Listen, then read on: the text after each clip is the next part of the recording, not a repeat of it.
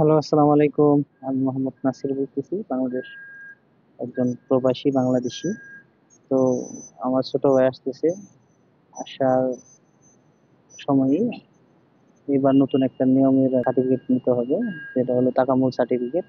তো finger show হয়ে গেছে, যখন ভিসা স্ট্যাম্পিং হবে তখন তার আগেই সার্টিফিকেটটা না হইলে আপনি আসতে পারবেন না। শুধুমাত্র হাউস ড্রাইভার ব্যতীত আর সবাই এটা করতে হবে। এই সার্টিফিকেটের জন্য পরীক্ষা দিতে হবে। সার্টিফিকেট পরীক্ষার খরচ আমার যতদূর জানা আছে $50, বাংলাদেশে 8,000 টাকার মতো। এখন আপনার এজেন্সি এখানে কম বেশি দিতে পারে, সেটা তাদের ব্যাপার, বা আপনি তাদের সাথে নেগোসিয়েশন করে নিতে। তো আর এটার জন্য যদি আপনি জানতে চান যে আসলে আমার ডিস্ট্রিক্টে আমার কোথায়, কোন কাজের ভিত্তিতে কোথায় আমাকে ট্রেনিং নিতে হবে, ট্রেনিং সেন্টারটা কোথায়, তাহলে আপনি ওই ওয়েবসাইট থেকে জানতে পারবেন। তো সেই ক্ষেত্রে আপনার প্রয়োজন হবে আপনার ভিসা কপি, যেখানে আপনার ওয়ার্কার আপনি কি কাজে যাচ্ছেন সেটা বিস্তারিত জানতে পারেন। এখানে দেখেন, আমি লাল দাগের ভিতরে ছোট্ট একটা স্কোয়ার দেওয়া আছে, এখানে দেওয়া আছে যে আহ, তাহমিল অ্যান্ড তানজিল। ট্রান্সলেট করে দেখছি, এটা হলো লোড আনলোডিং।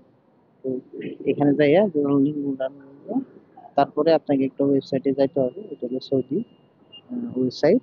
এখানে যাইয়া থ্রি ডটে আমি ওয়েবসাইটের লিঙ্ক দিয়ে দেবো ডিসক্রিপশনে। এখানে যাইয়া থ্রি ডটে ক্লিক করলে, এখানে এইভাবে থ্রি ডটে ক্লিক করলে আপনি টেস্ট সেন্টারে ক্লিক করবেন। ক্লিক করার পরে কান্ট্রি সিলেক্ট করেন বাংলাদেশ অকুপেশন। আমার ছোট ভাই যেহেতু লোড আনলোডিং এ আসতেছে, তো এখানে লোড আনলোডিং। এখন আপনার তিনটা আর কি সিটিতে এটা হয়: রাজশাহী, নীলফামারী, কুমিল্লা।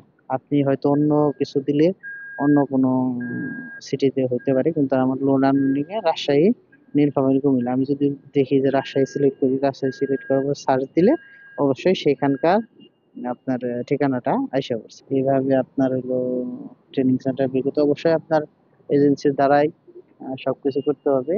তাদের সাথে কথা বলে এজেন্সি যাই করে দেবে টোকেন নিয়ে, পরীক্ষার জন্য ই করবে। আর পরীক্ষা, একবার পরীক্ষা দিলে আপনি ফেল করলে আপনি দ্বিতীয়বার আবার পরীক্ষা দিতে পারবেন। অর্থাৎ এই পরীক্ষা যে পর্যন্ত আপনি পাস না করতে পারেন সে পর্যন্ত আসতে পারবেন না। তো এই সার্টিফিকেট অবশ্যই আপনার প্রয়োজন হবে। আর এটা যদি সার্টিফিকেট সার্টিফিকেট পাওয়ার পরে আপনি চেক দিতে চান যে আসলে আমার সার্টিফিকেটটা এটা ভুয়া না কি জেনুইন, তাহলে এই থ্রি ডটে আবার ক্লিক করে চেক সার্টিফিকেটে ক্লিক করবেন।